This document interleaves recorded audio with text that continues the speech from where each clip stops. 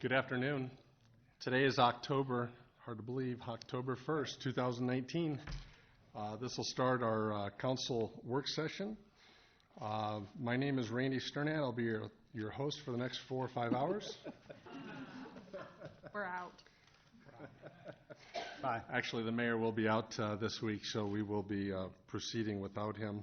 I would like to extend a thank you to everyone that's here, the staff, fellow council members, and we have a new face at the table. Chief, hi. Welcome. Glad to have you here, and super excited to get things started with you. So we'll proceed moving forward. At this time, going through the work session here, we're going to start. We do have a proclamation that's scheduled for Thursday. We'll move right on to the presentations. So at this point, we'll turn it over to, looks like the library individuals, and Brooke. Take it away. I'm Brooke Preddy. I'm the Main Street Director for Uptown.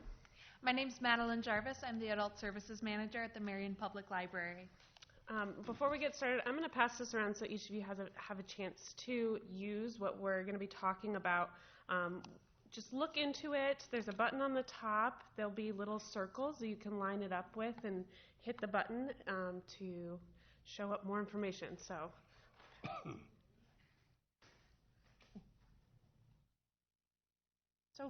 back in March, Lynn County Historic Preservation Commission sent out a grant application, and I had the chance to go to the briefing and got some ideas just by going to that they were talking about walking tours, different historic preservation projects, and I thought, how do we take walking tours into the 21st century? How do we get it to more people?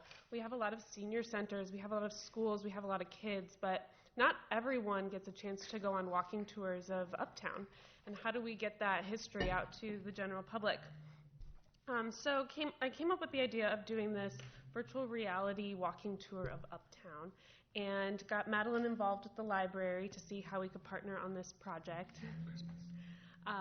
And it's been really fun. We rolled a beta version out at the Swamp Fox Festival last weekend, but through the grant, through Lynn County Historic Preservation, we received $1,000, which was about a third of the cost of the program, to be able to purchase the goggles, which we purchased 10 of them. You can use them with your phone, and then download the app and take a tour of Uptown. So that's kind of how it works. Through the grant, we also hired Katie, who you'll see in some of these photos of last weekend, who we hired to curate some of the data and to enter it into the system. So that's where the funding has gone so far. Madeline will talk in a little bit about our future steps and our process. Thanks so much, Brooke, and thank you everybody for taking the time to talk about Marion's history and how future generations can enjoy this legacy as well. So we were really excited to use this Google Cardboard feature because not only is this something that, if you don't get motion sick like me, one could theoretically walk around with these goggles, but this is also accessible anywhere with an internet connection. From your tablet, smartphone, or computer, you're able to go to tinyurl.com/uptownhistory and see a stable version of this. You do need the Google Cardboard lenses to experience this full VR tour that we're looking at right now to feel like you're actually immersed. We'll go ahead and take a look down at your feet. This is so trippy for me because you don't have feet. When we first tried this out, our contractor was standing on a car. It seemed like when I look down, it looks like my feet are cement blocks. It's fascinating. So because this is all hosted on the Google Poly Suite, it's fully integrated into any of their discoverable tours. So when people search keywords like local history, Iowa, they're able to discover this. And this is fantastic as well. We've received a lot of feedback from people designing local history curriculum, looking for a way for kids to explain with their parents about what they're learning in school and what they're figuring out. For this initial pilot of our project, we selected 17 different scenes throughout the Uptown district surrounding the square. Our independent contractor is a Marion native who is a current university student, and it was really exciting listening to her personal journey throughout this process.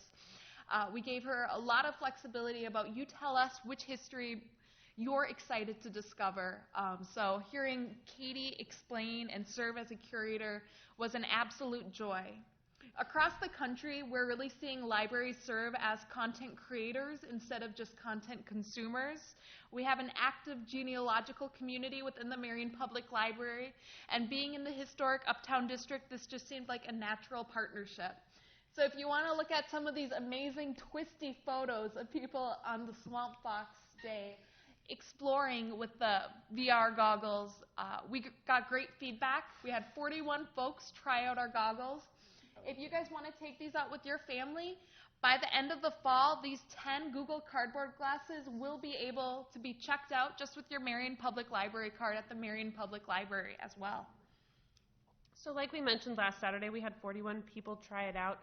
We've had about 70 views since then. We did a kind of a soft launch.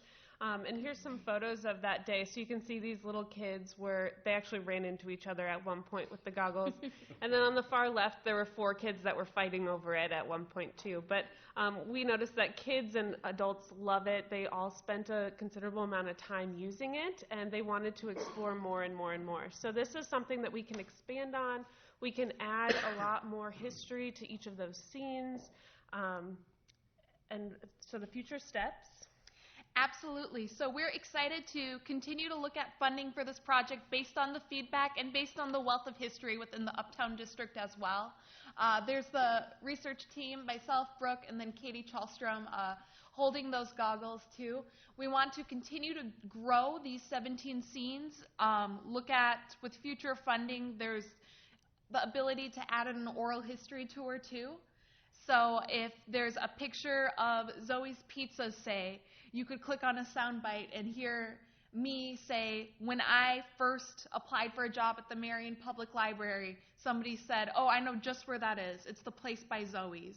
And so whenever I talked about how to get somewhere, I always use Zoe's as that landmark. All of those different little pieces of history that Marion is what we make of it, and it's different for everybody. So we want to continue that connection, being able to serve as a repository for that local history, expand our digital archives, and then expand beyond this kind of central block as well to encompass greater reach within the Uptown. Once these Google Cardboard goggles, say that 10 times fast, you're going to feel more seasick than using the goggles, are in circulation. We want to continue to survey our patrons to see if we need to look at other technology as well for future funding opportunities. So thank you so much for taking a peek through the goggles, and we'd love to answer any questions about this project, local history VR tours, or future steps. Ms. Gadea? That's really cool. That's actually what I do for a living. So VR and AR, I don't know what the grant was for, but AR might be another thing to consider. It's super cheap. People can download an app on their own phones, and then if you have certain markers around town where you just want to pop up those pictures, they can be pulled up in 3D and everybody can look at it, and it's cheaper than creating VR stuff. So Love that. just want to mention it because it's so amazing what's out there. Remember the whole Pokemon Go? Yes. And so you can get a lot more people involved that way too, but this is a really neat start. Thank you for your support and your feedback. We received feedback from somebody who said, oh, I hope your next step is a haunted Marion tour. And so thinking about using AR technology for that as a walking tour, that would be really cool too. So thank you for that note. Real quick, I could see VR being a key piece of when the new library comes about, where you got a little more room. You look at you're talking about how to attract and get that the younger youth into the library and giving them something to do during certain times of the day and night. VR games. I mean, it doesn't take a big room to do VR games because I've seen it and I've done some of that. And I mean, there's some really, really fun stuff, and who knows where that's going to be, in another year and a half when the new library is open. So, neat. VR is just neat stuff, and Renee knows all about really it. Cool. Awesome. Thank you so much for that note. We were able to borrow some VR games from a library in Des Moines last year, and It was fantastic. I have never seen such a quiet room of teenagers as when they first started playing that game, because it was a good 5 minutes of holding breath, and then the sound exploded, and there was just that joy. So thank you. That's definitely something that we want to continue to look at, that technology as collaboration within a new space. So thank you. The technology of this particular item, would it be centralized in a particular area, or the reason I'm asking is because around my office on certain days of the week at certain hours of the day, we'll get 10 or 12 cars in my parking lot. They get out of their cars, they look at their phones, they chit-chat, get back in their cars, and take off again. Is it still Pokemon? Yeah. I didn't know if that was that or some kind of geo deal that was still going on, but so kind of tying that into this particular item, would it be more centralized to a particular area? So it's not actually geographical like Pokemon Go is. You can sit in your office chair and do it. And it's not tied to a specific location. So it's not a GPS item. Okay. Correct. Right. One of the ideas behind it was not everyone can actually walk for a walking tour. And so people that have disabilities would be able to tour uptown in a way that they could do from home. Excellent. Very good. Any other questions for these ladies before they? I would like to say the two girls on the bottom right, the one girl said, I could do this all day. And when a kid says, I could learn about the history of Uptown all day, we both just kind of have this little giddy moment. So this has been a really fun project to work on. As that's going around there, you'll see that there's if you click on that little deal, it changes it, shows the fire of 1894 or 95. Paul Draper was standing right next to the building that was burnt out. In 88. I'm not sure. There was a fire out, wasn't he? That's what it was, yeah. Thank you very much. We appreciate that. How exciting. Thank you. That seems like that is just the tip of the iceberg on using technology and showing our history. All right, we'll move on into the consent agenda category. As we kind of peruse through those categories, we don't have anything marked, but at this time I'd like to ask the council members if there's anything they would like to ask or discuss. So we'll move into the administration services. Renee, go ahead, please. Yeah, I'm sorry, Rachel, are the agendas the same? Yes. Thank you. Okay. So, number 5 under administrative is departmental reports. So, one thing I think would be great to be included in here that isn't a normal report, but we've been talking about it a lot, would be the airport. Some kind of report on even meeting minutes or whatever's happening out there. Talking about money we've spent on repairs, or just kind of the inflow of takeoffs, touchdowns, safety issues, because I feel like the airport has been probably a part of almost all of our meetings. So just to the degree that we can get some consistent monthly data to start looking at and chewing on, it might be helpful in informing future decisions. I think that's a great idea. Would anybody like to comment on that? Is there anyone, would that come from planning at this point, or would it just come through administration services in general? We'll have to talk about that. Okay. I'm sure Tom is enthusiastic Sorry, about Tom. taking on more responsibilities related to the airport. But we can talk to the FBO and see what kind of statistics they're tracking and what we might be able to do. Rachel and Amal have been working on a revamp of the monthly reports to try to move to something where we can just drop data into a document that might make it easier for them to do that. Great. I think I concur as well. I think that's a great idea to have some input and feedback and creating that conduit from a department that is part of the city. So Can excellent. I add something to that? Yes, I go was right going ahead. to talk. I was going to just mention it. I got a lot of little seeds to plant today, but I'm going to pull this one out and sow it right here. I really think that we need to consider, while we're doing the strategic plan and all of that stuff, about again, it's related to the airport, having at least a half-time employee or someone with a background of the airport dedicated to that purpose. And I don't know what that looks like, and I know this is the first time it's coming out, and we were trying to not change the levy before, and we have a lot of things on our plate.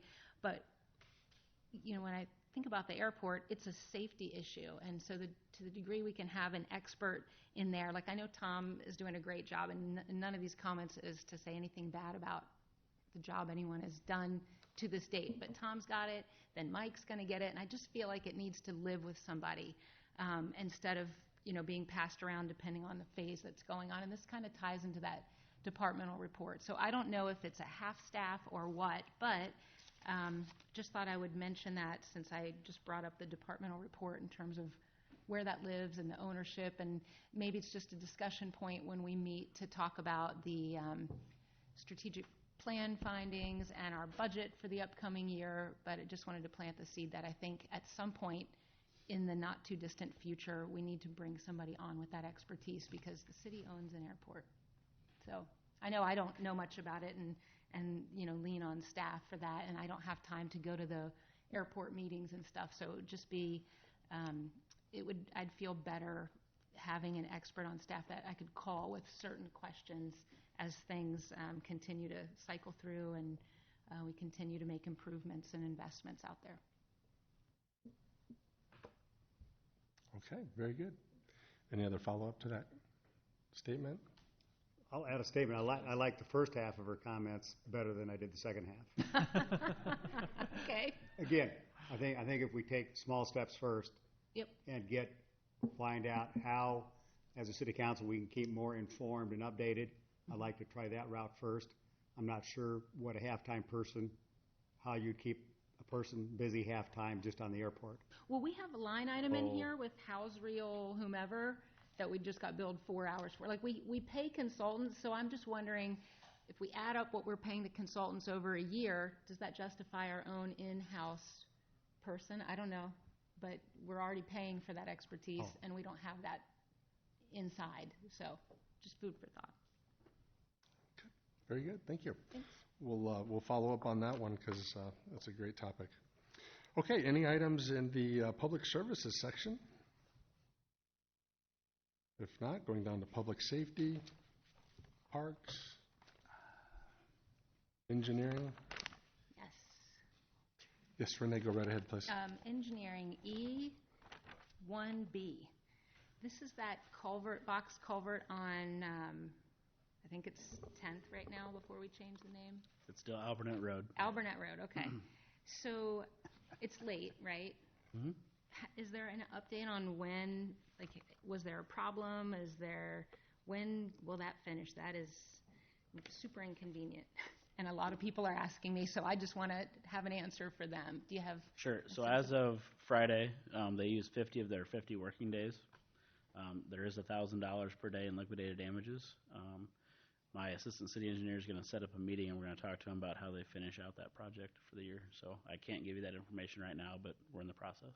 Okay, and then does that money that they pay, like I know we're releasing, funds as part of a scheduled payment toward what we approved toward that. So then when they have to pay us money, I'm assuming we keep it as a separate transaction, but where does that money go? Just the general engineering budget?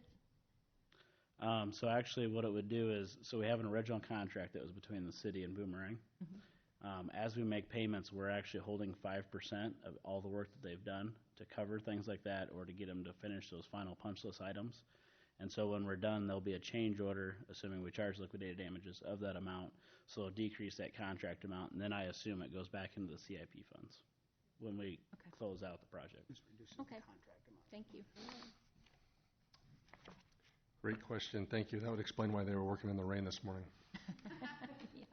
Any other questions in the engineering section of the consent agenda before we move on to community development? Seeing none, again, we have nothing starred at this point for the community development, but I'll pause for any questions. Wait a minute, let me just look. Sorry. I just wanted to point out that the hotel site plan came in, it's in the packet. If you want to see it, I can show it as well. But the crossings at 151 13th. So I know originally, and I think the council was asking about country and suite original hotel. Those changed and now that elevation divided and will be taken back. A question. Perfect. Thank you, Tom. We appreciate that. I know there's been a lot of questions about that specific site. Yeah, Renee? I have a question about that. I noticed in the memo it said the brand is changing based on demand or need. What was the demand or need that forced it to go from Country Inn to Holiday Inn? What's the difference? I believe that was just in the application, but the operator, sorry, it says the operator determined that Holiday Inn Express better fit for the market demand for this location. Is the room configuration different or something? Or are they suites or efficiencies or little kitchens? I was just wondering what the market demanded over there, and if it was related to Prospect Meadows, like people. I don't think we really got too much more than that. Okay. I'm Just assuming curiosity. the statement probably came out of their application for that. But I do know it is a Holiday Inn and Suites. Usually when they add the suites, they have the larger units. I haven't looked at the site plans specifically, but they probably have the more smaller kitchens in them. Those are nice. Okay. Thank you. Mm-hmm.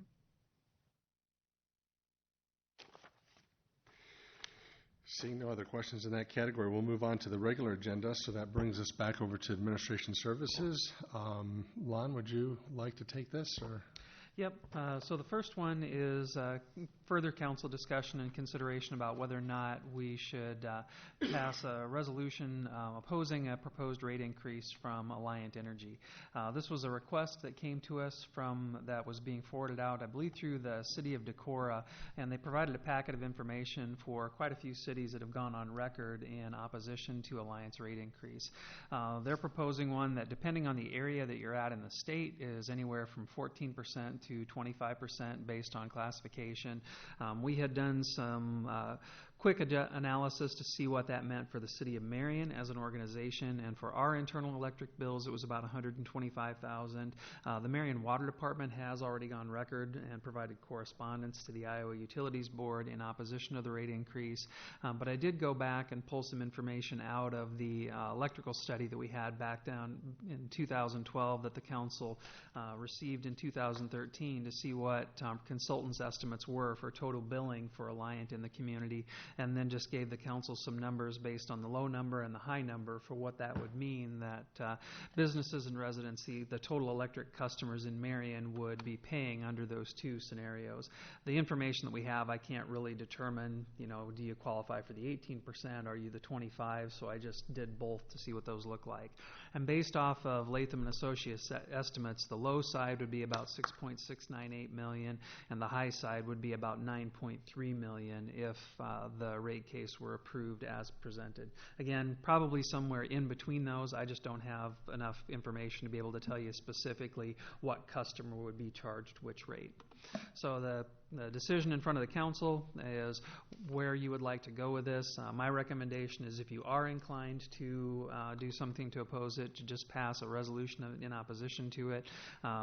One of the communities actually directed, I think, their mayor to go to a hearing and make a statement on it. I didn't think that was quite where Marion was at with this. So I wanted to see what additional questions, if you had any additional concerns related to it. That's not something that we have historically done with something like this. We have at least one other time done a resolution in opposition to action that the MPO was taking, but have not, outside of our normal adoption of a legislative agenda, specifically weighed in on an item like this. The flip side is that I can't recall a time that they've gone in for this type of a proposed rate increase either. They did do one a couple of years ago, I think maybe 2013, where they were asking for 11 to 13%, and I think ultimately were awarded about 7.8%. While this rate case is in front of the IUB, I believe it's 5.5% that they were allowed to impose as an interim rate adjustment. Thank you. I think that's good information. We have, I've been in communications with Mary Meisterling, who is the representative from Alliant Energy. She was reaching out to the mayor and ultimately got switched over to myself, so she and I have been communicating. She sends her regrets. She was wanting to be here this evening to address the council and staff on this particular item, and she was not able to do so. She does plan on attending on Thursday. She did send a letter to the mayor, obviously outlining some of the background with that, but just so we have maybe some direction for the city administration, we'll bring it back up here for discussion.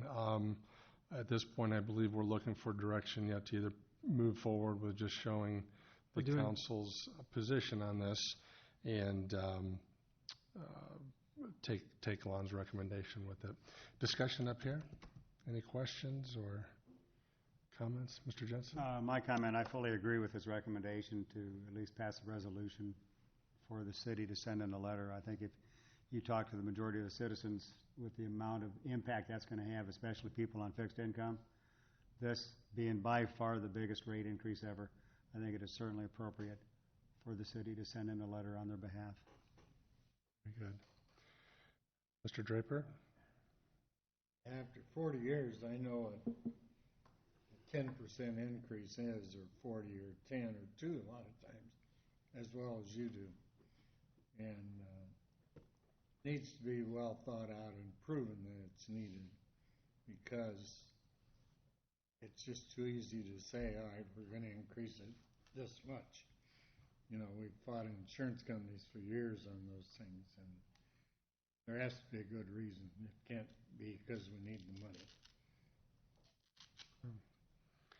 I would concur on that as well, too, as for everyone's benefit. Mr. Draper and I are both in the insurance industry, so if your health rates were to increase by 5, 6, 7, 8, 9%, it would be a substantial hit, along with cost of living and everything else. So when you take a look at those items, those are significant. And we realize there's an impact to capital that companies are required to do, and but by the same token, too, I feel strongly that we need to have a voice with that and help protect citizens and businesses alike to try to control those expenses as much as possible and use other sources. So any other items or discussion on this particular item before we move on?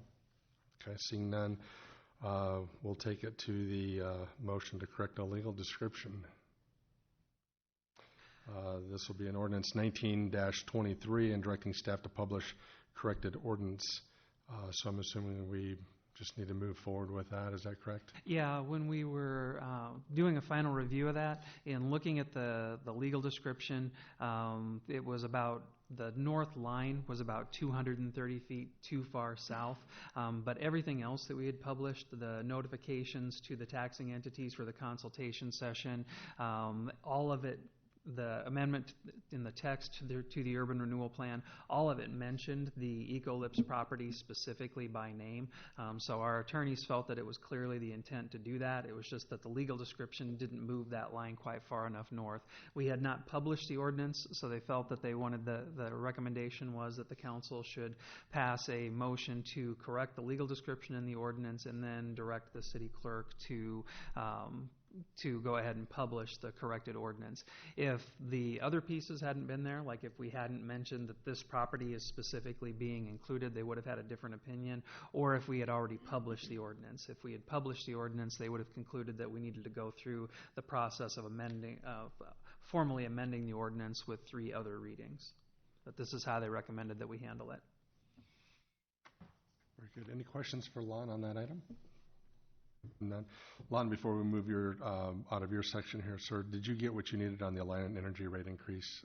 Yeah, it seemed like the council members were supportive of passing a resolution, so we'll have one for Thursday. We'll try to get it out to you tomorrow so that you have time to review it before Thursday. Okay, very good. Thank you. And I apologize for advancing too quickly there. I want to make sure we were clear on that item.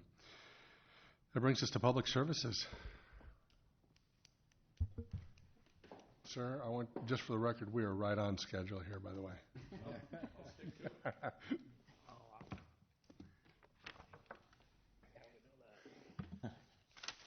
Thank you, Your Honor and Council. This is a motion to receive, file, and discuss correspondence from Mr. Newbanks. If the Council recalls, Mr. Newbanks was here, let me turn that around, back in December, requesting to make improvements at the Indian Creek Country Club. There's a waterway that transverses through the country club. It is a waterway that collects from a public storm sewer over here on Country Club Drive, and then it transverses through the golf course eventually ends up into Indian Creek. Mr. Newbanks has written correspondence again. I've reached out to him, and right now he's looking for direction. We did take this to the Public Service Board. The Public Services Board did recommend that we We could take some action on this, but they're requesting that our staff does not. They'd rather see this contracted out if the council did decide to take action. We are scheduled to clean that waterway. However, given the entire season and what the season is right now, we can't get in there. It's just too wet. We're going to tear it up. So Mr. Newbanks does know that. But if it does dry up, we'll try to get in there and address some of those issues. Engineering did put together a couple options for improvements. I believe these go back to what you did, Mike. Is that correct? And so we basically have three options. The first option is just to keep on cleaning out the waterway. That's not what they're looking for. They're looking for, I guess, more of a permanent solution, the Indian Creek Country Club. Option 2 is to install a 6-inch drain tile under the waterway, and that would mitigate the low flow throughout the season. But if we did get a substantial rain event, you would see that waterway fill up, and then it would disappear after that rain event. And the last option, option 3, is to encase that whole waterway, which is just below a cost of $45,000. So again, talking with the Public Services Board, they're not against any type of improvements. We have done improvements like this in the past. It's not uncommon. Or we've done improvements to where we've gone through like the stormwater assistance, where we buy the materials, things of that nature. But we're looking, I guess, for some direction, depending on where the council wants to go with this, is going to, the level of maintenance that we do in that waterway when we clean it out is really going to bear in mind what type of improvements we move forward with. So that's kind of where this is at. Any questions? Renee, we'll start with you. I know there's going to be several questions here. Mm-hmm. Yeah, based on in the packet, we had this memo from our assistant city attorney that, in my mind, made it look like the onus is on us to do the full scope, which would be option 3. Am I misreading that? I believe when Kara put that together, and we can confirm with her, we're responsible to maintain that waterway. It has to function, though. In my mind, it does function. If you go out there right now, it is functioning. It's not backing up by no means, so it's a functioning waterway. As to what level you want it to function at is really the prerogative of the city council. I hate to put it back on you, but it really is. What I can say is we're probably going to end up going back there many times from here on out. I bet from here on out we're going to go back there every 2 years, every 3 years, or whatever to keep maintaining it. We being your department? Yes, that's correct. And about how much do you think it costs in terms of resources, all your resources, all in, every 2 years for this? Estimated 5,000, I'm guessing. And if we did option 3, do you think we'd never have to go back there No. again? No. No, we wouldn't have to go back there? No. Okay. That'd be it. Okay, thank you. When was the last time that you went out there and cleaned it? We did a full cleaning, I want to say about 8 or 9 years ago. I mean, we really got in there. We took out a lot. We were there about 3 years ago. We had a significant spring. I mean, if you remember, we had some significant rains in one spring, or it was fall, I think. And we had to go in there. We had to go in and stabilize the bank. You had pictures there. Some of the bank came in again, and that's probably from the winter, I'm guessing. But we had to go in there and just clean out the inlet structure going into the creek or under Indian Creek Road. That was the last time we'd been there. We had to check on that. So what had happened, it did back up. It got into the storm pipe. We had some big rocks in the storm pipe, and so we had to pull those out. Mr. Jensen. Will you define functioning for me? Again, I joined Indian Creek this year, and so I played there Monday morning. Yeah. And there was still across that little area, 5 foot across of water. Yeah. Which to me, with that much water still in that creek late morning on Monday. So give me your definition of functioning, because that seemed to be an awful lot of water That definition is also at that time. that definition is all contingent on the amount of precipitation and rainfall Right. we're getting. And so you get weather events like this or a fall that we're having, you're going to have that. Is the water working? Is the ditch working the way it's supposed to? Yes. Is it backing up? No. I don't think it was ever intended to function in this manner. If you recall, when we've maintained it in the past, we never had that much water in it. And so what he's asking us to do is go in there, get it cleaned out so the water will go down.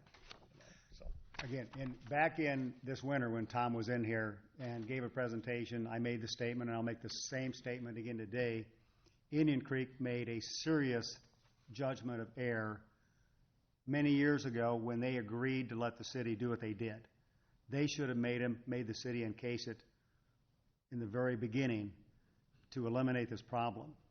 Now, one interesting note I'll give you, when you go into the clubhouse, there's an old picture of the golf course, and I'm not even sure what the date of it is, but I don't know if it's worth any discussion at all. To me as a golfer, it's got some interesting discussion, because what it really showed is in the middle of number one fairway where it cuts through, it showed a waterway almost like a pond. I'm going to guess 15 feet wide. So it's almost like a big pond there. Then it was much narrower all the way on each side of that pond. So I'm just throwing a cheap idea out. Can it be cleaned out, leveled more on one side, and then a big holding pond on one side to let the water then go out across Indian Creek Road? So I saw that picture and I go, as a golfer, having to hit over a pond of water is always challenging, better than hitting out of the junk that's there right now. So I saw that picture, is going to pass the idea on to you. They may not like it, you may not like it, but I thought it had some... I can tell you right now, from what my understanding is from multiple people at the club, they're asking us to encase. They're asking the city to encase it. Just number 3. Number 2, I don't know what type of engineering is going to go into that. If we're going to start engineering stormwater features on a golf course, I don't know what that's going to be. So All right. That's my honest answer. Okay. Yeah. Any other questions? Yeah. Colette? So you had said just a few moments ago something about we've done this in the past? Or, We have, So can you talk a little bit about that? So we've had neighborhoods where we've had open waterways.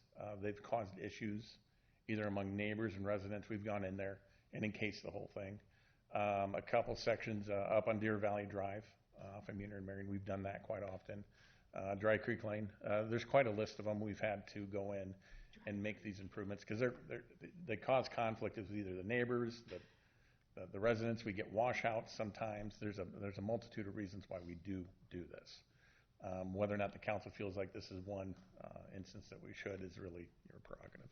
So in those scenarios you just shared, was there one consistent theme where it seemed like, boy, this is the right decision to make, or was it very different for each one of them? I'd say it's very different for each one. Okay. Each one had unique circumstances. So, yeah. Mr. Draper? When there were, 20 years ago, when there were 12 of us that owned Indian Creek, keep the bank from owning it, we talked about putting all that underground because we would like to have put a lake across the street between 10th, Indian Creek, and 29th. A recreational lake where somebody could take a canoe or whatever little boat you'd use out there, and that would have drained that water out of there. And that's still a thought. I mean, like I say, there were 12 of us. There's 5 of us left, but that was our idea of how we were going to solve that problem.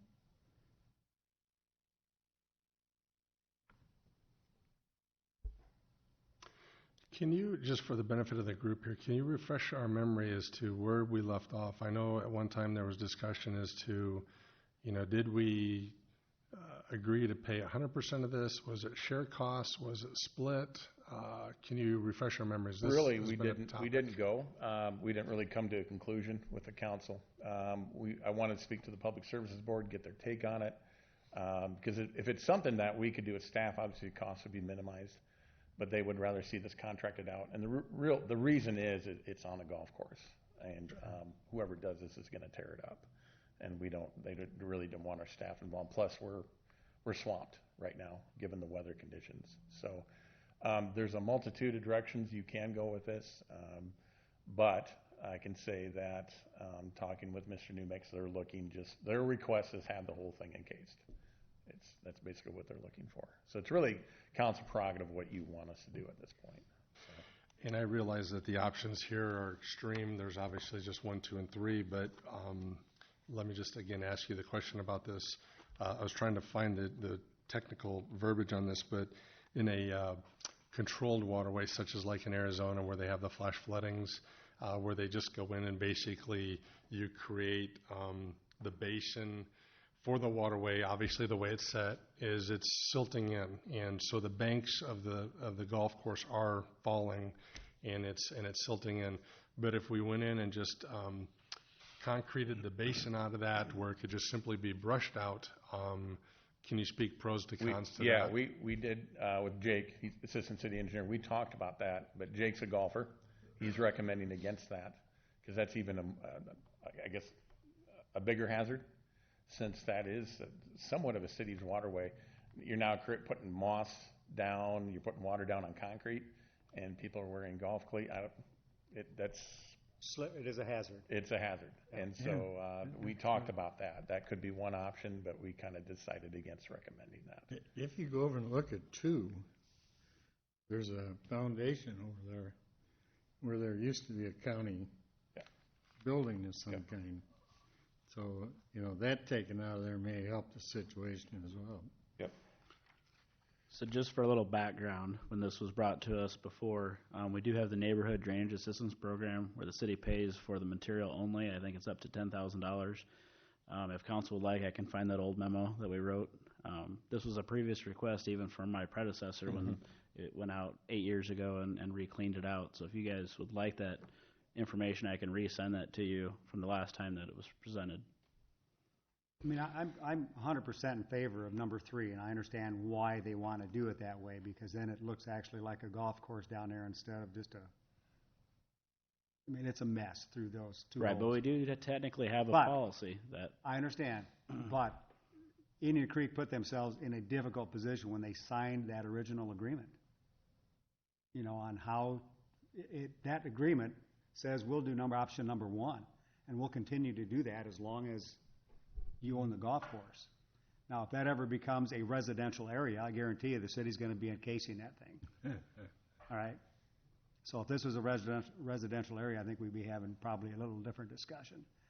But, again, I think the Indian Creek did not do themselves a justice on how they signed that agreement in the very original date. We're fine to do number 1. Again, I'm still a favor of number 3. I'd be fine to consider some cost sharing, but I'm hearing Indian Creek isn't willing to do any of that. So that said, I'd be willing to extend some options out to them, but if they don't want it, then that's really up to them. We just have to be careful that since we have a written policy, we can't have to follow that policy, otherwise you're negating that. I understand. When Indian Creek signed that, there weren't nearly as much housing as there is now. It was 2 blocks, and that was it. Because it was the fairgrounds, and it was out in the country, So depending on where the council wants to go, if they want to choose one of these options, this would be next year's budget. We would budget for it. We're not going to try to do it this year. No, I understand. I mean, this is something that would be planned for, and we're not going to try to, squeeze it in or anything. We'd plan for it. So. Yeah, their only option is to come back and argue that the status and how we originally agreed upon that, or what the facts were for that original agreement, are significantly different based upon what Paul's talking about with the amount of water flowing through there. Is significantly different than what it was when they originally signed the agreement. I would agree with that. Okay, Yeah, so there's a that lot more said, analysis. that's their argument point. They should be coming back with and say, yeah, facts have changed, things have changed, the water flow has changed. Therefore, when that picture I told you about was taken, I don't know how long ago that was, a little thing like that worked, and today it doesn't. Yep. So at this point, we have a motion to receive and file, and I think just for clarity, I think this is a two-point question, and that is one is we have to come to a conclusion if we are willing to participate in the cost sharing of this, what that would be. And I am going to be, I guess I would be in favor of us. We cannot continue to just keep doing our own projects. There comes a point when we do not have the staff. You have to reanalyze those things and say whether or not it's worth something that we can continue to keep doing, or do we bid that out. And that will make a significant difference to all projects going forward. This is a private property, and it is bettering that property. And I understand the issue. We dealt with this in 17, and we're still dealing with it today. We deal with water sewer backups and basements more today than we did 20 years ago as well, too. So water for everybody is getting worse above and below surfaces. Mr. Brandt? Was the stormwater neighborhood policy that you're talking about, Mike, was that used in the other projects that you were No, talking those are about? different, those are different circumstances. A lot of those are driven so many different reasons. Okay. I can give you a list of them. Are these, Mike, these numbers that you came up with here, are those current, or were those done a year ago, or? So Okay. we just re-estimated them, but again, from what I can recall without having the policy in front of me, it's the city, per the policy, would only pay for the material costs up to $10,000. And so that was previously, that was a no-go situation for the club. I think the bigger question just becomes whether or not we're willing to Basically, this negate would, that contract.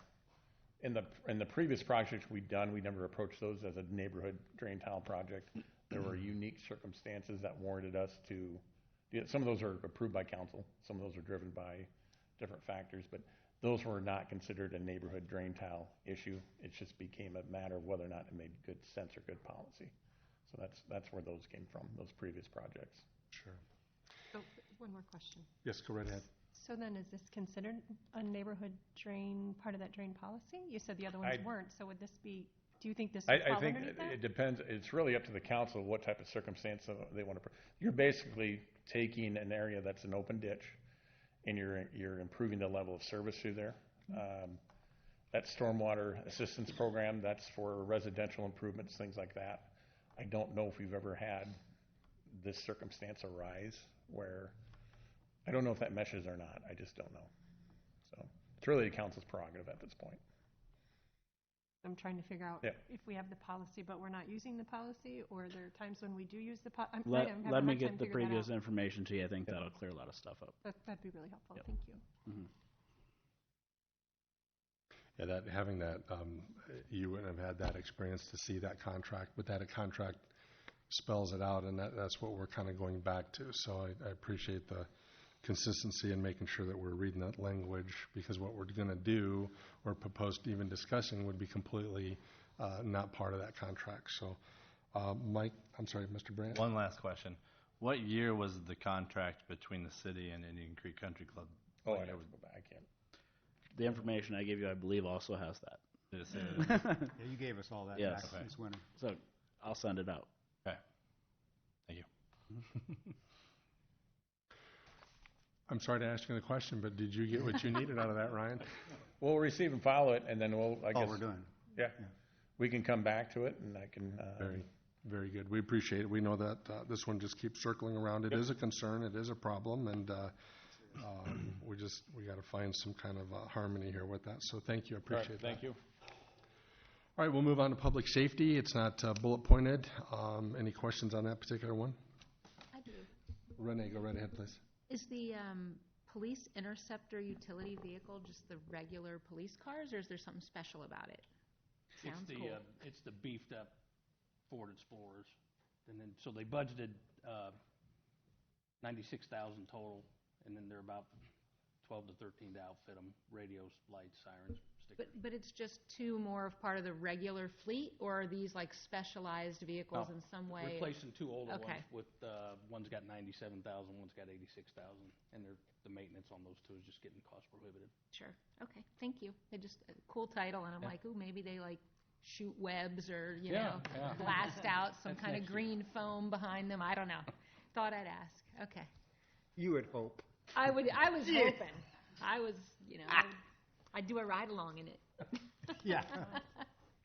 All right, following that one. Oh, Mr. Brandt. Yeah, I had asked too with Lon the other day to find out about equipping, what the cost is, because there's still $28,000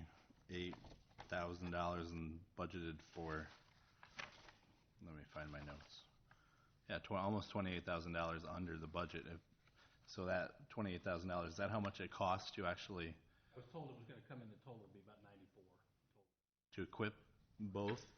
Yeah, I had, sorry, Mike, but I had reached out to Jason Schomburger, and he said that the last ones that they did was about 10,700 per vehicle. So if you upscale that, it's probably in that 12,000 range that the chief is noting. I was going to say, if I could add just a little bit to this conversation, it's really sometimes hard to actually estimate what that cost is going to be, largely because they're taking retrofitted material out of the old vehicle and seeing what actually fits into the new vehicle and what can be reused versus what has to be bought new. Sure. Okay, thank you. Good point. Any other questions on the police interceptor utility vehicles? Okay, moving on. That takes us to engineering. Mike, the floor is yours.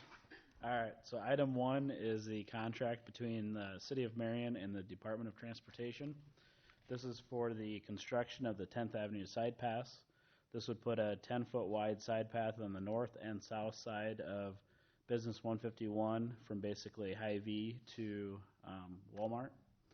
So the DOT is willing to pay up to 80% of up to $2.8 million. And this is one where we would front the cost, and then they would send us reimbursement. So this includes the design, construction, all of it. Ms. Cadelia, go ahead. These are going to be great because a lot of people walk through there. There's a worn path. I thought that the CMPO was putting some money toward this too. This is. Oh, that's what this is. Okay. Thank you very much. Any other questions on this item? Continue, sir. All right, item number 2, we discussed this a couple of councils ago regarding 35th Street and 7th Avenue. We solicited proposals from consultants to see who is willing to do the design for us. We received 5 submittals. From those submittals, the group chose Anderson Bogert. So we're moving forward with a contract with Anderson Bogert to actually do the design now.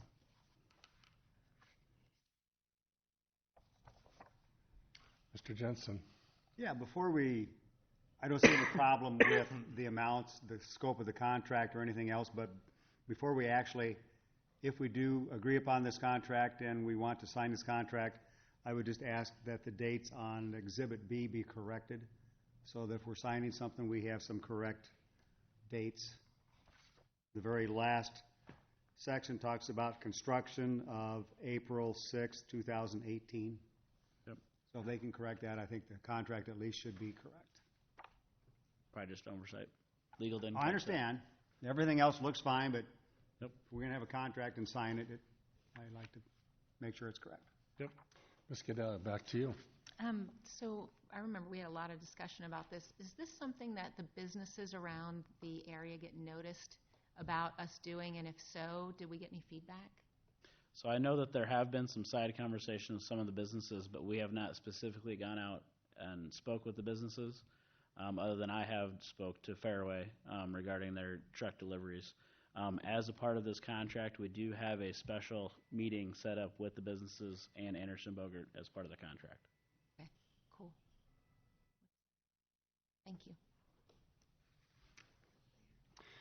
Just as a point of clarification, Mike, would we then, does it make sense to have those conversations before we enter into a contract of $45,000 to proceed with this? That would alter any ideas, thoughts, or changes to this scope? So the traffic signals need to be replaced, so irregardless, we have to do that. We're doing it in the beginning portion of the design, not the end of the design. But I also don't want politics to decide what we do at this intersection. It needs to be based on safety and engineering judgment.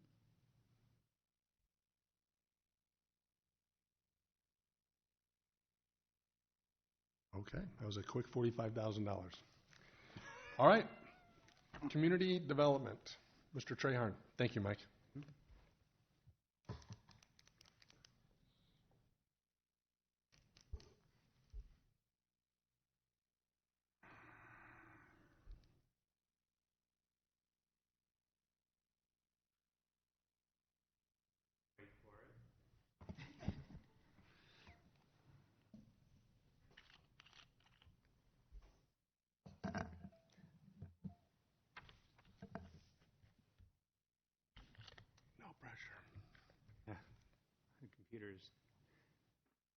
does something crazy when we try to do this. There's the hotel. The first two items identified under community development to be discussed tonight are related. The ordinance, or I'm sorry, they're not related. Number two is the ordinance related to the airport. So we're under final consideration. This is just the zoning overlay. I figure if there's folks on, or anybody wants to speak to it, it's more about the overlay. But council had the document. I don't think it was. Well, I actually did do the final version of that in the packet. So we changed the items from the last time, and just this would be the third reading. And if there's questions on those, I'd try and answer those. Renee, go ahead. Okay, I want to try to be clear on this because I haven't been the last two times we've talked about it, but I am still concerned that the additional review is only reviewed by one person. Again, it doesn't have anything to do with the one person. I just feel like if there's on planning and zoning, if there's a conditional use, it goes before a board, there's deliberation, there's a vote, and then there's the decision. It's not one person. And because, again, the airport deals with safety and liability issues, I feel that if anyone wants to build in the zone that where we have additional reviews needed, it should go before, I don't even know who. I'm not trying to advocate for, I don't even know if it's council or not, but a voting body comprised solely of Marion residents. So I don't know if it's ZBA, if it's P&Z, if it's council, if it's whatever. But I just think for any one person to be able to decide if a $50 million business is going to come up for an application and it's in a certain zone, that one person has the authority to do that. It's troublesome to me. So I just wanted to see what the rest of the council thought, and because that's part of the process that is in this, the additional review designations, and I don't remember how many are left because we kind of changed a few of those, but even if there was one, I think that we need to have a process that is consistent, that allows for deliberation by multiple people, whether it's 3, 5, 7, whether it's a new body of people put together for this purpose or an existing one that is already charged with, similar duties. But I just wanted to bring it up again before we pass this and it's done. Let's take it up here at the council level. Mr. Jensen, I'd like to hear the rest of the council members, and then we'll toss it back. Isn't there, I'm not finding it right now, Tom, but wasn't there, and I understand Renee's comment that that Tom becomes the first pass at that approval, but wasn't there a new board or commission, airport commission being set up for review of this, one that is not currently set up? Am I understanding that correctly, Tom? That's correct. But it would act more like the Board of Adjustment does in the city. In these areas, as you can see from the zoning, you'll notice that we cross jurisdictional boundaries. And in the case of a zoning variance in these areas, because it's multi-jurisdictional, an airport Board of Adjustment would be set up. Okay, that's what I was thinking of. And it would consist of 2 members from the city, 2 members from the county, and then one additional member to be selected by the airport committee.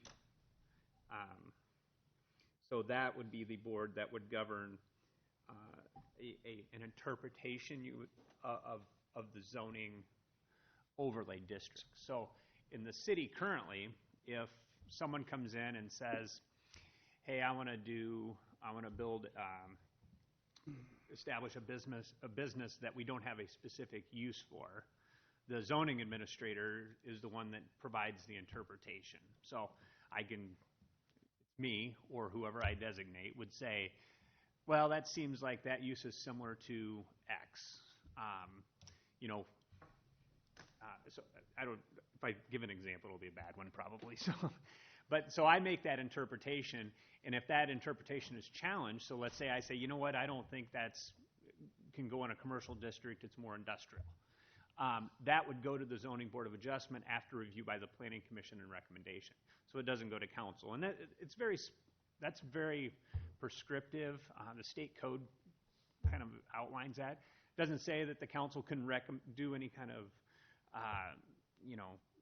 feedback into that, but traditionally here in Marion, we have not done that. I would not actually advocate for that. I think following how we've always done business is any review goes to the Planning Commission and then to the Zoning Board of Adjustment. In the case of this, I mean, if there was a desire to do that by the council, you could do the same thing as a conditional use permit and have the Planning Commission review it, and then it could go to the Airport Board of Adjustment for final consideration. But that's where, if you were going to make that change, that's how I would recommend it, to move forward. So I guess that's giving you a little feedback on how we do it currently with the zoning administrator making interpretations, and then, based on that conversation, how the ordinance could operate differently. There was a point at which we were doing a review of the ordinance early on that we had that conversation internally as well about having the zoning board make that final determination on additional review for uses. We did go back to the guidebook on that, and they were keeping it in line kind of how zoning is just administered internally, and so we went that route. Just for clarification on your example, so your example was if you said no to somebody who was applying. What if you said yes? Then then they're in. There's no additional, you know what I mean? There's no. So that's what I think it needs to go both ways, not a no or a yes. I think if it's additional review, whether the one person who has the authority to say no or yes, I don't know. I just don't agree with that. I just feel like that's a huge decision to make for one person to have. It's just too much control and power. Sorry, we're a public entity. I think we need a little more scrutinization in an area where there's safety guidelines. The other issue with the one commission that Tom mentioned, with 5 people, 3 could be people that don't live in Marion because one's appointed. So 2 are county and one's appointed. That is troublesome to me as well, that a majority of that governing body would have a say over something that happens in our jurisdiction. Because if there's an issue with it, they're not on the hook. Their city isn't on the hook. Their taxpayer dollars aren't on the hook. So those are just the 2 points that I would bring up that I still am troubled by. That's a whole different discussion point that If that's beyond the governing what body. we've been talking about in the past 2 readings. No, the last 2 readings I've brought up the additional review. It didn't sit right with me. Now that we're at the 3rd reading, I was looking at it again, and I thought if I don't try to have this discussion with the council now, I think it's set in stone because it's defined on page 12 that the additional review goes to the airport zoning administrator. And after they, for potential conflicting land uses or potential negative effects that may need to be mitigated, if after review by the airport zoning administrator, all conditions have been addressed, the zoning permit shall be issued. But again, I feel like it should be a body of people. Okay, so a question then I would have a follow-up for that, Tom. How did we come up with that recommended makeup for the Airport Board of Adjustment? How did that makeup of those 5 people come about? So that was out of the guidance provided in the Airport Land Use Guidebook. By the state? We used that document, and then we also used the Polina ordinance, which is a small community in Iowa. It was one of the more recent airport ordinances that have been adopted, and we been using Anderson Bogart and Housel Levine for the zoning stuff, but Anderson Bogart works for many communities across the state related to airport, and so that was one they provided to us as kind of a go-by as well. So most of what we've done is not anything that Tom or the consultants have come up with. We've kind of looked at other ordinances. We've looked at the state guidebook for a lot of the resource. So that's kind of where that came from. And understanding that we are in a multi-jurisdictional situation. The approach zones, the RPZs, where most of the issues would be at. That's where the additional review is discussed. you're talking about areas that would likely be developed in the city upon annexation, but the concern of them would be reaching, both jurisdiction for a long period of time, because we just won't have that area annexed for quite a long time. A lot of those circles, a lot of that gray area in the bottom right is county. I mean, it's going to stay county for a long period of time. So, I mean, I understand that aspect. So make sure we're understanding this correctly. If somebody wants to do something within those zones, they first come to your department. Correct. Get a go or no go. And if it's a go, they're just going to keep moving on. If they don't like your answer, then they have the opportunity to go before this Airport Board of Adjustment. And then they would be the final say. So, are we understanding that correctly?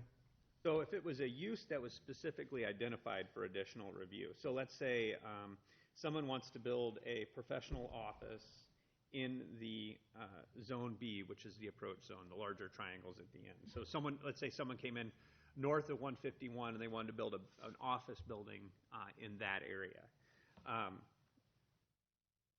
Under the situation that we currently have, they would come to me. I would review it against, the 5 items. Is there any noise sensitivity issues, high concentrations of people, tall structures, visual obstructions, or wildlife or bird attractants? And if I determined that it was, those are all met, they would get the permit and be able to proceed. If I said, you got way too many people, it's going to be a nightclub, and you got way too many people, so I'm going to say no, then they could challenge my interpretation currently under the code and go to that board for an interpretation of that. So part of it also comes back to, in the information that we have here, we have a lot of defined uses, non-conforming uses and all of that. So let me bring up one more tangential subject, and that is from Mr. McCartan's letter. And he made reference to the fact that there was an earlier version of something somewhere. I don't have his letter in front of me, but he made reference to something that had a longer list of uses than what we currently are including now. Right. So based upon our discussion that we just had, it seems that the more defined uses we have, the better off we are, because people, a layperson can look at that and get a pretty good definition themselves on what your decision is going to be and how it will be followed.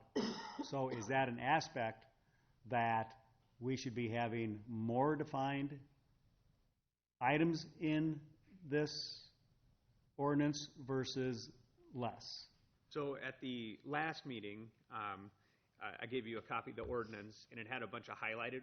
Right. So we actually, in response to Mr. McCartan's letter, we did go back and we added, we probably put in a third to almost. Oh, so was his letter before that change? Yeah, we added more uses back in. Very good. And if you go back and if you look at your packet, you'll see there was a bunch of highlighted uses, and those are the ones we added in. Now, what we did do is we changed a lot of additional review in Zone D. So outside of the dashed lines in the exterior of the illustration above, like the gray area, is the gray area outside of the triangles is D, and E is the outskirts of that, which is way on the edge of the conical surface. So there was some uses in D that were identified as additional review. Single family, sales, personal service, repair, outdoor storage. And if we were building a full-on Chicago O'Hare, we'd probably want to have some additional review. That, in staff's mind, that wasn't the situation here. So you can imagine if every time a residential subdivision came up in that gray area, we had to go to a board or commission for review. So we changed those to compatible. And that was a lot of the changes from the guidebook to, and we discussed that at the last meeting, that where some ARs went to C. So that was some changes that happened in Zone D and E. In Zone B, that's where B and C is the transition zones, kind of the blue area on the sides, and B is the approach zones. there are quite a few additional reviews in that. So whatever we do, there's going to be there would be process that would be created to have that addressed. But if someone came in currently and wanted to do one of the uses as established and it requires additional review, and it's straightforward, I can say, yeah, no problem. Whereas if it's a use, personal service, someone wants to put a hair salon on the north side in that approach zone, regardless, if we move, there would have to be a review of process established, which from a staff perspective, we can go either way. As a matter of fact, I had mentioned before that we looked at it in that manner early on, but went back to the guidebook. Okay. I talked a lot. Did I answer everything you needed? You did, yeah. I understand that I was off on, I didn't have the exact timing of the McCartan letter and Okay. that preceded your changes that we had 2 weeks ago, because we just received it, and so that's fine. So I'm fine with that. I'm also fine with the way the proposal is for the review process as well. So. I would just add, based on this discussion, that while the review process follows the code book, we diverted from the code book on a lot of these and became less conservative in certain zones. So it's not apples to apples. We're following the guidebook for this, so we're going to follow it for this. We're following it for the process of additional review, but we've changed it for a lot of these uses and made additional reviews just full-on compatible, and then made not compatibles additional review. And not by and large, I'm not trying to say that there are, broad changes, but I think the point that you're trying to make, Steve, it's not exactly apples to apples, that we're following the code book with the review process, because if we're going to talk about following the code book, our land uses and the different requirements for what can and cannot go places diverted from that book with that same process. I don't know. I know I'm starting to not make sense, but I'm still concerned. I might be the only one, but I felt like I needed to bring it up and see where everybody else was. Any other comments? Paul, did you have one? I think for the most part, when the mayor asked for applications originally for people that serve on that board, you got some really qualified people. I keep thinking of Scott Hansen, who just retired as a general from the United States Air Force, who was commandant of Scott Air Force Base in Belleville, Illinois. Who would know more about an airport than he would? And he's traveling all over the country now, all over the world, trying to help rebuild airports. So we do have some qualified people on our board that know airports. So I feel good about it. Colette, did you have a question? Just to clarify, which you were talking about the Board of Adjustment team, and that group does not get involved with making the decision unless the decision is no, right? It's the one person, the airport administrator, that makes that decision. If they say yes, it's done. If they say no, then it goes to the Board of Adjustment for further discussion when we look at the additional review, right? Yeah. Okay. Wanted to make sure I understood that. So, and that's different than what we do with our traditional zoning in the city. Is that accurate as well? No, that process is different? Well, they can still, like if a use isn't specifically made or an interpretation of the zoning administrator is appealable to the zoning board of adjustment. So that's on anything in the city currently. I think over the years we've maybe had one or two. But, and then, so the staff would write a report to justify whatever the issue was. Planning Commission would review that, make a recommendation to the board, then the board would review all the factors. They're quasi-judicial. They're supposed to remain, it's supposed to be almost like a judicial hearing. They take the data they have and make a determination. So that currently happens. just. So the only difference compared to how we're doing it now on all the other areas is there are P and Zs in the middle. Currently, under this airport layout piece we're talking about, P and Z is not in the middle. Yep. Right. Now, the one thing I would say, and not to confuse the issue, is that generally an interpretation that's being made is one of those of a use, and there aren't like guidelines or parameters established for the interpretation. So if someone comes in and says, I think you interpreted that use wrong on that property, and I want more information, then it's kind of me doing my research and providing a documentation on how I came to that conclusion. In the way that the ordinance is written, there are 5 criteria. That is very similar to a conditional use, which does go, and there's certain parameters. You guys you sat on the planning commission. When we look at a conditional use permit, there's 5 criteria that are looked at and are evaluated on. That's how that use is evaluated, and the determination is then forwarded to the zoning board of adjustment to make that final call based on those 5 criteria. But it's very specific, and so there is some similarities to that situation, to the ordinance here, because we're evaluating something based on certain criteria. But in this one, those 5 criteria, which are different, the decision is made by one person versus the criteria you're talking about is made by one person and then a group of persons, right? So we're missing that group of persons here, if I'm understanding. Yes, that's exactly the discussion that we're having. It is different than what we're currently doing. Right, it is. Just called, there's conditional use permits and zoning interpretation.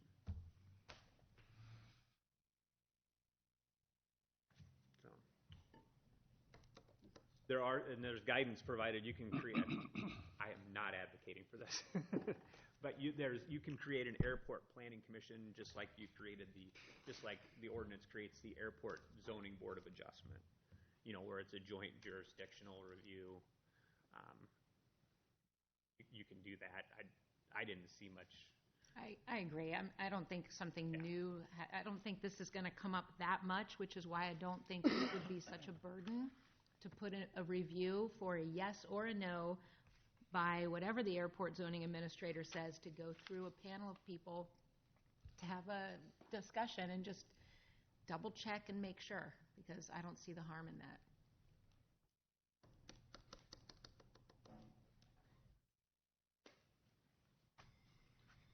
Any other comments on that, or did you want to follow up with that, Renee, at all? I don't know. I mean, that's where I'm not going to vote this down for that reason. My hope was that enough of you guys felt like that wasn't such a burden to include language, that the additional review occurred, that the additional review required. Like I said, I don't even care. I mean, if it was planning and zoning, I don't really like that it would be us per se, because we are political. Right. I don't want us either. So planning and zoning, right? I mean, it's with community services right now anyway. I don't see I think there's much more of a benefit to including that language than not. I think it just covers the city a smidge more. I would support you in that, in adding that. Thank you. Having it go to, I would think P and Z. I mean, it makes perfect sense. I mean, they already know they already know what they're doing, so. Right. So I would support that. So why would it go to, help me understand, P&Z as opposed to this Airport Board of Adjustments who has more experience? Well, the Airport Board of Adjustments would be if it was voted down and they appealed it. Still an appeal board. So if it's a yes, it But could go could to they, P&Z. so they couldn't do both? No? No. So generally, it goes to the planning commission for consultation, and then they make a recommendation to the zoning board. That's how, just like how we do a conditional. Same thing here. Yep. Yeah. Because then it puts it in front of more people, but. Come on, Steve. Yeah, again, I understand your logic for it, and I don't think it'll be that much extra burden on P&Z. And again, you and I have both been on P&Z. So it would kind of fit right in with what their intended purpose is, so I'd be persuaded to join Renee on that. Okay, so here we are. Is there enough? Mayor Pro Tem? I guess I am hearing enough conversation saying, yes, we would like to have those layers implemented for the airport. Is that something we come back to and continue to work on, forward, or is this enough of a concern to stop the 3 readings? Actually, I'd have to look a little closer at it, but I don't think it would require too much addition to the ordinance, but I mean, that's something that we'll have to look at. I can provide a report on Thursday on how that could be. I would just recommend, though, if rather than that change could be made, but I would get the ordinance at least adopted, because remember the state funding. Yep. And then you can always modify it after that, rather than table it. Right. Sure. Exactly. Yeah, I'm certainly not trying to hold this up by any means, but this is our opportunity to try to get it right, and we're all Sure. kind of in the dark with the airport It's stuff. just fine tuning. We're just fine tuning. Yeah. And just to throw out too, what else Renee brought up, the fact the 5-person board, if it was a person appointed that didn't live in the city of Marion, maybe it could be put in there that that appointment has to be someone that does live in Marion, so that we would at least have. But that's not a part of this doc. I think that would Was be. that not okay? No, You no, just but brought he that just, up, I yeah, thought, when he okay. mentioned that, who That is comprises a part that? of this. Oh, Okay, it is I in thought this so. doc? It Okay. is. Yes. That's Oh, the I Airport Board of apologize. Adjustment. I didn't even, I didn't realize that it had the composition. Yeah, it specifically, and the reason for that, and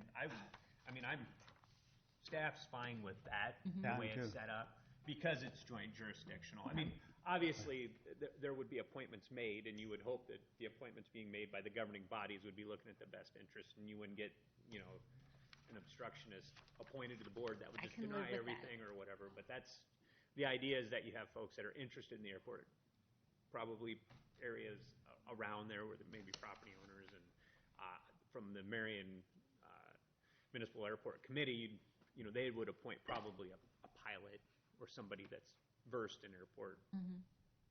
Yeah, I'm totally okay with that part, just based upon how it's being used, where the the pilots come from, the people who have planes out there. All of those people who have planes out there, I guarantee you, are not from Marion. I mean, they're from Lynn County, they're from Cedar Rapids. Yeah. So they're from the surrounding area, so I think having that makeup there is representative of the people that are using the airport. So I would But not it be in goes, favor of changing that. well, like she said, it goes back to if it was 3 people that didn't live in the city of Marion making a decision for something happening in the city of Marion. So even if it was still someone appointed by the board, Right, but they have to be a There resident may of be Marion. decisions being made in the county, too. True, Just but within 2 miles of the city limits, we make a decision on rezoning and stuff too, so. Which we would be within that jurisdiction here, right? Is everything within?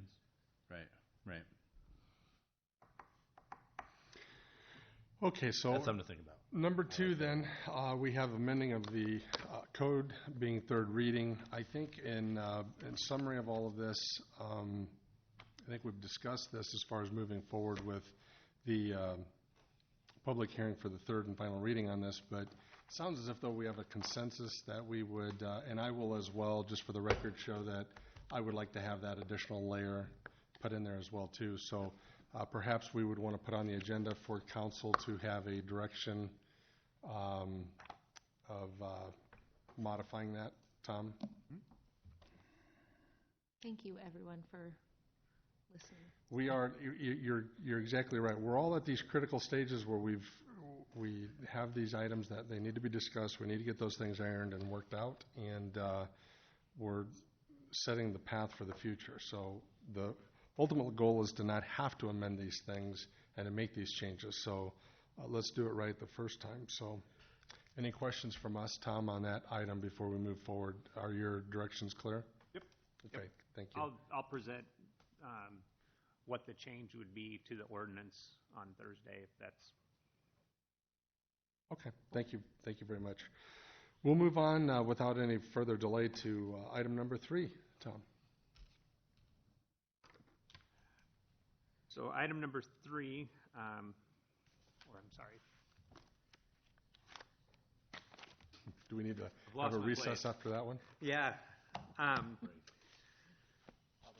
Yes, so on Thursday, there'll be a public hearing regarding the renaming of Albernet Road. And then, of course, this is changing the name, and it'll be done, so there's 3 readings of this as well. So the council's received a staff report on this, and we've been through this before. I don't recall how many folks on the current council were on here before, but what we have is a situation where we're realigning Albernet Road as it comes north and then south into Boyson. This blue line represents the future extension of Albernet Road down to 2nd and then ultimately to 7th Avenue. The current alignment is the dark line to red and then changes to Central and about this location and then ties into 10th Street. Right now, and because we brought forward a request to change the red portion to Albernet, or to change the name of that to Central from Albernet Road, when this blue area here was actually platted, we have 2 Albernet roads, which I know there's a couple people in the room that like to be quick in response times, that don't like having 2 streets named the same thing, moving in the same direction. It creates a problem. And so the more of Albernet Road, the new Albernet Road, that gets platted, the more of the issue becomes. Now, I would point out that we don't have any addresses on the new Albernet Road, so it literally is more of a directional issue than anything.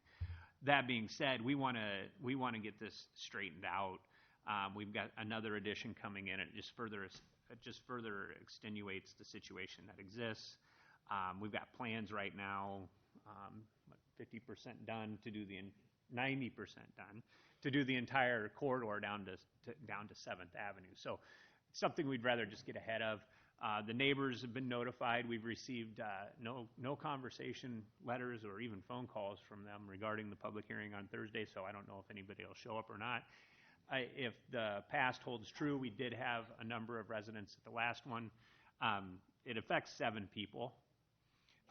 The yellow dots represent their one of them is a Alliant. I don't think they're going to have too big of an issue, depending on what you do earlier in the evening, maybe. I don't know. But they've never voiced a concern. So, and then if you see this little purple here, this Central currently comes up and takes a strong left here, and there's 2 homes there that we'd like to also rename this street to 12th Avenue, just to kind of clean things up in the area. So there's 2 residents here, and then there's the residents along the existing Albernet Road. So ultimately, what you'd end up with is Central coming up to Boyson and 12th Ave, and then Albernet would come south in the new area. Just to get ahead of some of the conversations, the last time this cut up, there's a lot of,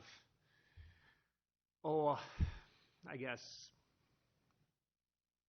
concern that there would have to be some drastic measures taken when their address was changed. One was that they'd have to change their abstract, that they'd have to do a whole host of things. There's no difference in changing your address than there is when you move and change your address. You know, we're not saying that it's not an inconvenience. It's not fun. I don't think anybody likes to change their address. But in this instance, we've held off for a long time. We brought it forward once.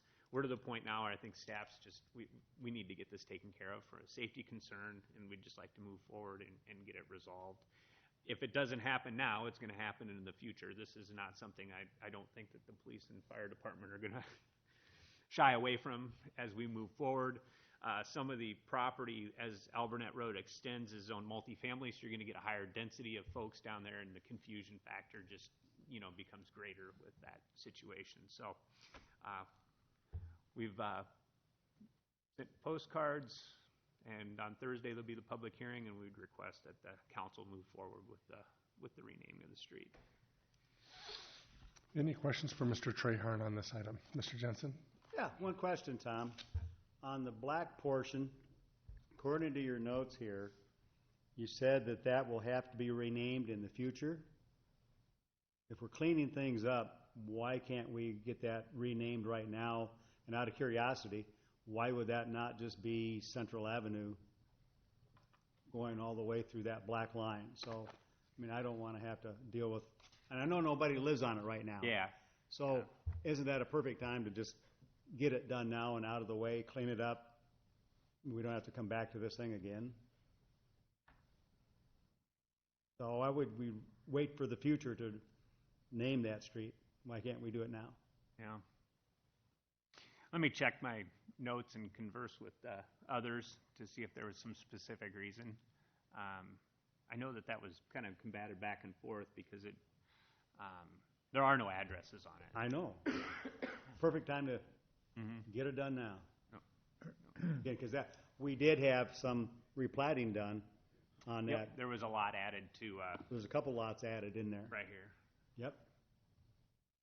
Tom, is there a couple of houses in the blue road, 2 houses? Down here? Yeah. No, there's no so this is a collector street. No, up. Up in north. here? Yeah. They're addressed off Boyson. Yeah, nobody. Their address is what, though? Their address, Boyson. Boyson? Yeah. Tom, if I remember right, when this was first brought to our attention, you were showing the changes that were going to be made in that black line area. Wasn't that going to become a dead end? Yes. Yep. Yep. So I didn't know if that had any reason why you wanted to wait. So. Yeah, I'll have to. Get into changing mortgages. I can just talk. I'll just talk internally with it. I vaguely remember there being a reason, but at the moment I just can't remember. There was a reason we were kind of staging that situation. I think one of them was for continuity purposes. So you're coming south on Albernet Road and you hit Boyson, you take a right on Boyson and hit Albernet Road. You know, instead of you would go south on Albernet Road, turn into Central, take a right onto Boyson, and then go south on Albernet Road. I think that was kind of but. Yeah, but if we rename it, there's only one Albernet Road then. Yeah. And one Central Ave. Mm-hmm. Unless we had a 2-car accident and then it created it's just somewhere between Albernet Albernet's Road and blocked. Central Stick Avenue. Albernette. Just kind of look for the glow. Look for the glow. Yeah. That's a press release that I don't look forward to. No, I appreciate, and I agree with Steve on that as well too. Now would be a great time if we could, if there were no objections to that, to make a clean sweep. What's the forecast on that? You know, some people don't recall, but that dotted line used to be the original Albernet Road before it was put into a curve there. So we're kind of going back to where it was originally. So what's any idea of the timeline on that, Tom? I mean, is that? So I believe that was phase 4 of the total alignment. So the next phase, currently we're building the culvert for the You don't have to remind bridge. me. Yeah. And then the next phase would be building the bridge, which we have the plans 90% done, but we need to fund that first.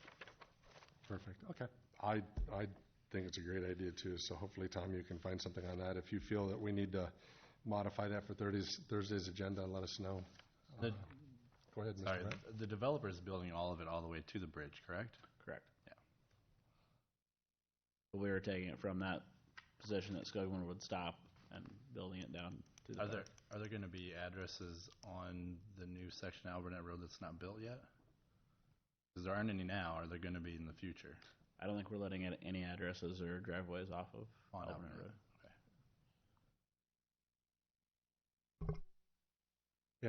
Any other questions on that particular item for Tom before we move on?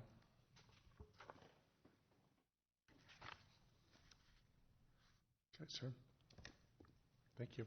I would like to thank all the departments for Saturday and Sunday, but Saturday particularly, what a day. And whether it be fire, police, or whomever, engineering, and if we think, if we worry about our town's future being 40,000 people, there were that many kids in the parade, believe me. And we're a growing community. But everybody, all of our departments did an excellent job. And the fireworks was wise, starting a little bit early. It worked out well. Mike, your guys did a great job. So it was quite a weekend. Tom, I believe you still have another item under your agenda. Yes, on 6, 7, and 8 are contracts with Universal Field Services related to acquisition services for right-of-way, both for trails. We currently have a contract with Universal for acquisition services in the corridor, and we'd like to amend that contract to also include it for some of the trail work we're doing in the community. To do that, we want separate contracts. It's more from an auditing perspective, so that you start seeing payments, you can kind of see where that's going to. So the language, I've been working with the legal department to try and get the language correct, but what we're ultimately trying to do is extend the current terms of the existing contract we have and then separate it into two different contracts so that we can start kind of aligning those specifically with the project numbers. So this language may change a little bit, but we're using that base contract that was in the packet, if you had a chance to look at that. And what we'd like to do is just proceed with whether it's a service order request, a change, or a full contract, one or the other. We're still working through some of the terms on that. So. Any questions for Tom on number 6? Seeing none, are there any additional questions on any of the remaining items? Also to include section G, which would be the library. Seeing none, I'd like to thank everybody for coming out this evening. We'll conclude our meeting, and we will look forward to seeing everyone on Thursday. Thank you very much.